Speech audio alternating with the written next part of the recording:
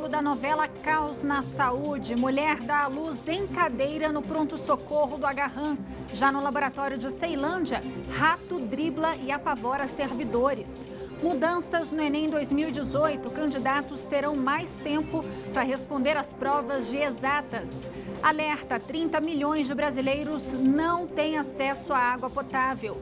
Veja também, alunos de Braslândia têm aulas em meio à natureza. Jovens aprendem de perto sobre a importância da preservação e da sustentabilidade. Boa noite, eu sou Juliana Cury e está começando agora o Band Cidade, segunda edição, com as principais notícias do dia. Seja muito bem-vindo.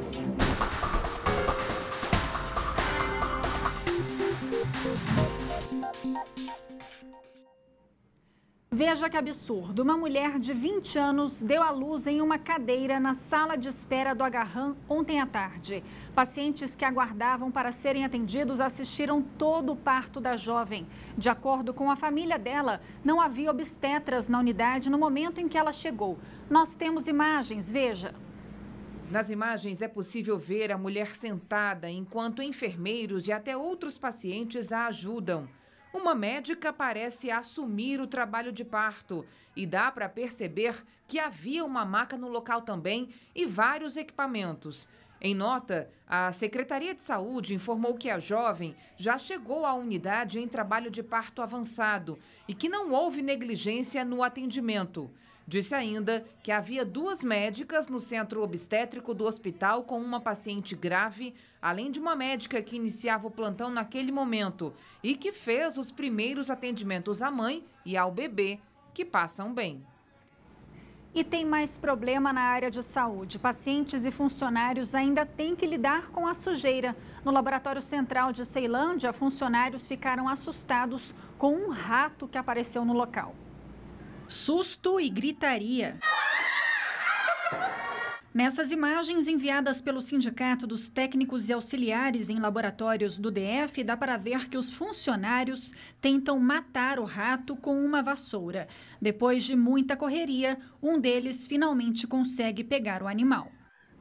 A Secretaria de Saúde disse que não recebeu nenhum registro sobre o caso e afirmou que são realizadas desratizações frequentes em todas as unidades de saúde da rede pública. A Secretaria informou ainda que vai encaminhar uma equipe de vigilância ambiental ao local nos próximos dias para avaliar a possibilidade de riscos. E nós aqui da Band vamos acompanhar, viu? Enem 2018, o Ministério da Educação anunciou mudanças no Exame Nacional do Ensino Médio. Esse ano, os candidatos terão meia hora a mais para responder à prova de exatas. E aqueles que conseguiram isenção na taxa, mas não compareceram às provas, terão de se justificar para continuar tendo direito ao benefício. Durante a divulgação do calendário do Enem 2018, com provas nos dias 4 e 11 de novembro, o ministro Mendonça Filho anunciou que os candidatos vão contar com 30 minutos a mais para responder às questões de matemática, química, física e biologia. A ampliação do prazo de aplicação em mais 30 minutos significa, na prática, um atendimento a uma grande demanda dos estudantes que submeterão ao Enem 2018. Quanto às questões de português, ciências humanas e redação, não muda nada. Os candidatos continuam com 5 horas e meia para fazer essa prova.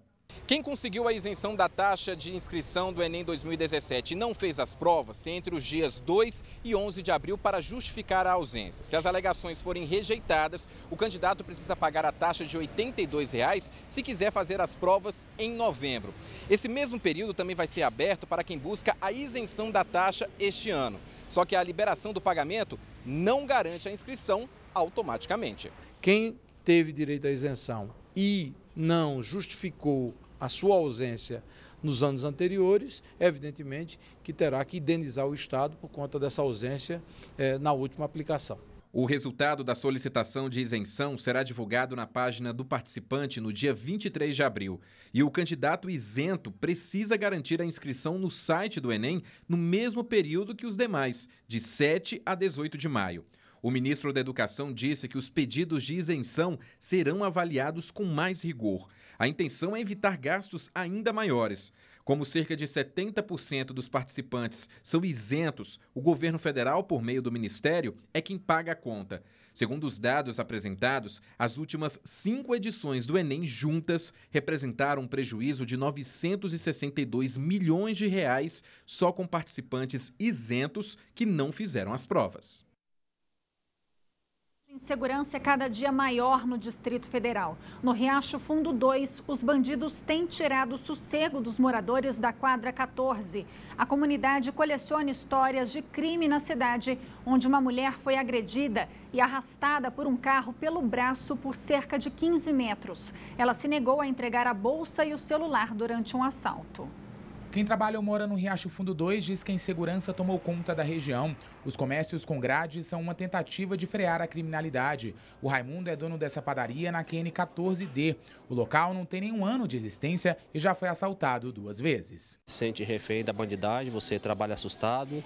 A qualquer hora, a qualquer momento, estão chegando e te abordando. Você vive trabalhando para eles praticamente, né? Porque o que você tem, eles vêm e levam. E o medo também está presente nas ruas, nos pontos de ônibus ou nas calçadas. Na semana passada, as filhas da Valdenei foram alvos de criminosos. Você anda atento, olhando para os lados, vendo bicicleta, se vê alguém suspeito, você já sai correndo. As meninas já estão com insegurança de sair à noite. 7 horas da noite a gente não sai mais de casa. 6 horas da manhã tem que sair com um grupinho, porque se não sair é assaltado e está sendo assim. O último levantamento da Secretaria de Segurança Pública, feito em novembro do ano passado, apontou que foram 32 roubos a comércios e mais de 600 roubos a pedestres no Riacho. Casa, comércio e rua, tudo. Pedestre, tudo.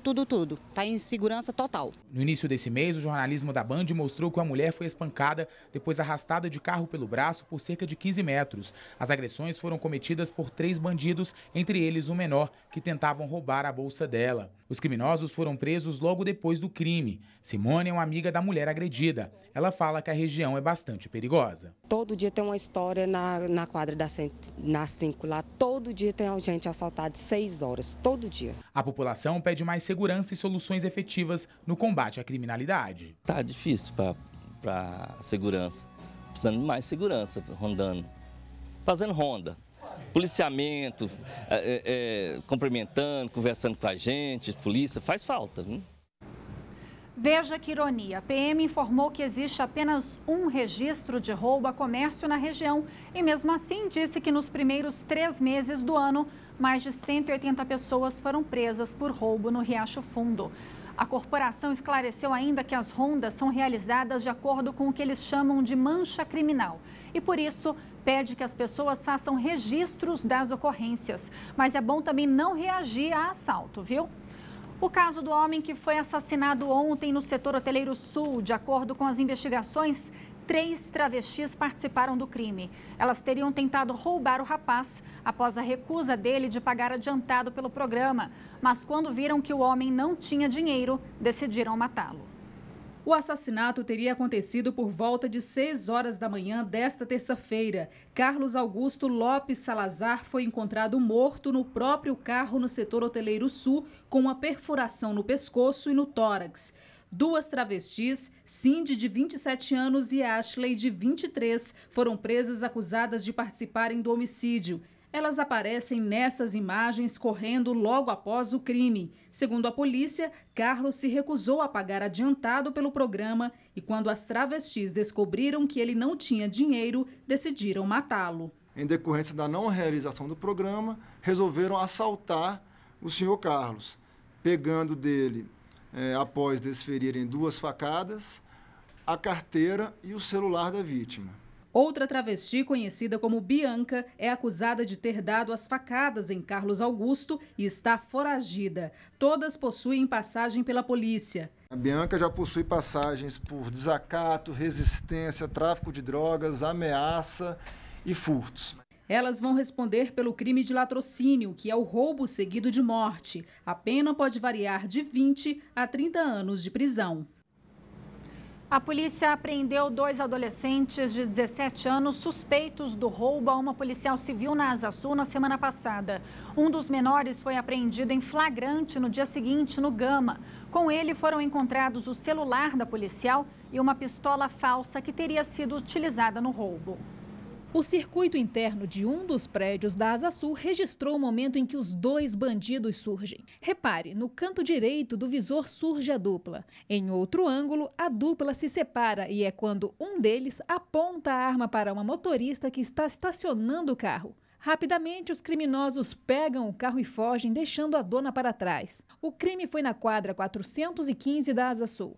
O carro roubado era uma viatura da Polícia Civil e uma policial estava acabando de estacioná-la quando foi abordada pelos bandidos. Eles levaram a viatura descaracterizada da corporação, um Fiat Palio, a arma e o distintivo da policial. O carro roubado pertence à 8ª Delegacia de Polícia. Combate à pirataria, a Polícia Civil fez a maior apreensão de DVDs e CDs falsificados da história do DF. A ação aconteceu no Itapuã, depois de uma denúncia anônima. Uma mulher comandava o esquema ilegal. 30 mil! Essa foi a quantidade de mídias apreendidas para a produção de CDs e DVDs piratas.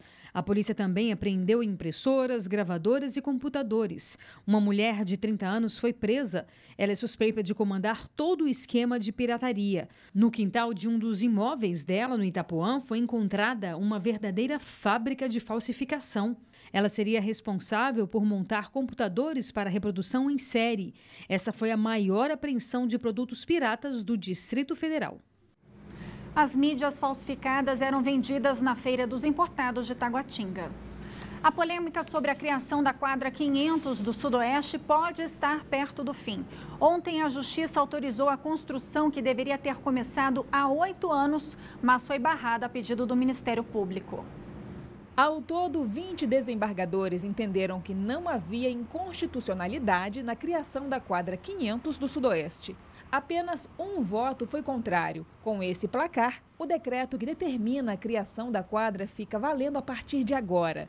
A decisão do Tribunal de Justiça do Distrito Federal foi publicada nesta terça-feira e contraria um pedido de ação direta de inconstitucionalidade proposto pelo Ministério Público do DF. O recurso do MP alegou que o decreto de 2010, ainda do governo de Rogério Rosso, é inconstitucional.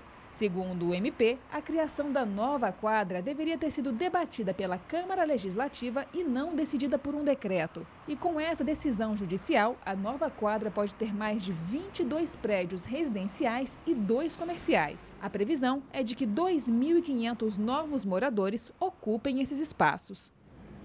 Em nota, o Ministério Público disse que aguarda a publicação para recorrer da sentença. Hoje é Dia Internacional de Luta contra a Discriminação Racial. Aqui no DF, os dados são preocupantes. Por dia, a Polícia Civil registra pelo menos uma denúncia de crime racial. No ano passado, foram 431 ocorrências dessa natureza. As regiões com mais casos são Brasília, Ceilândia e Taguatinga. Para falar sobre o assunto, a gente recebe aqui no estúdio o subsecretário de Igualdade Racial, Victor Nunes. Subsecretário, boa noite. Obrigada por participar aqui do Band Cidade. Boa noite, eu que agradeço o convite. Eu começo perguntando, muita gente não sabe a diferença, né? A diferença entre injúria racial e racismo. Bom, a injúria racial, de acordo com o Conselho Nacional de Justiça, ela é uma discriminação a uma pessoa especificamente. Né? Por exemplo, você é uma preta feia. Isso é uma injúria racial. Já o racismo, ele é uma discriminação coletiva. Então, todos os pretos são feios. É uma discriminação coletiva, esse é enquadrado como racismo. Mas os dois são crimes? Os dois são crimes. Agora, subsecretário, como eu disse, por dia, pelo menos uma denúncia é registrada, né? Sim. É muito. Chega no fim do ano, são mais de 300 denúncias. É preocupante esse dado? Sim, é preocupante, mas esse é um dado importante para a gente, tanto na formulação da política, quanto na percepção de que as pessoas começam a denunciar muito mais. Né? O Ministério Público tem dados que apontam que os números de denúncia aumentaram em mais de 1000% de 2010 a 2017. Né? E é importante que a população, sim, busque os seus direitos e responsabilize quem comete esse ato de discriminação.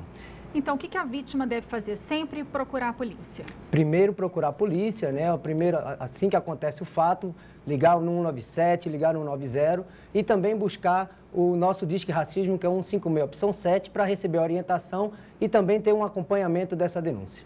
Qual que é a punição para esse tipo de crime, para esse tipo de ocorrência, subsecretário? Olha, o injúria racial, tanto a injúria racial quanto o racismo, tem uma punição de mais de 3 anos, 3 a 4 anos e multa. né? A diferença é que o racismo ele é inafiançável e imprescritível, ele não vai vencer. Então, se a pessoa comete um ato de racismo, saiba que a qualquer momento ela pode ser denunciada e ser responsabilizada. É importante denunciar para prevenir a impunidade nesses casos, né? Sempre, inclusive buscar os órgãos de defesa, né? Tanto a Defensoria Pública, o Ministério Público, a própria Secretaria de Igualdade Racial, a Subsecretaria de Igualdade Racial. O Disque Racismo ele é um canal de diálogo conosco, então se você ligar 156 opção 7, você vai receber orientações e também vai ter um acompanhamento do fato que você está querendo buscar a responsabilização ou a punição de quem agrediu você.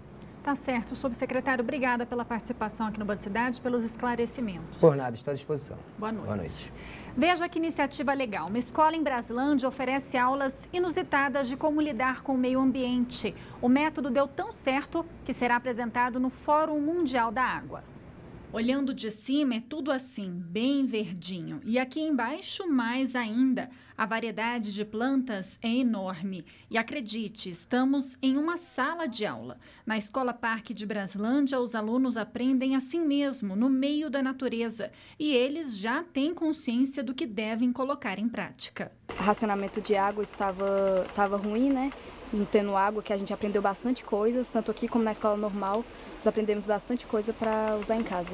Por aqui, os espaços de ensino não são nada tradicionais. As salas de aula são chamadas de estações educativas, que trabalham com as disciplinas de educação física e artes, mas sempre com foco na sustentabilidade e na natureza. No local, os estudantes podem aprender mais sobre os viveiros, borboletários, hortas. E olha só esse córrego que passa nos fundos da escola. Ele cai direto na barragem do Descoberto.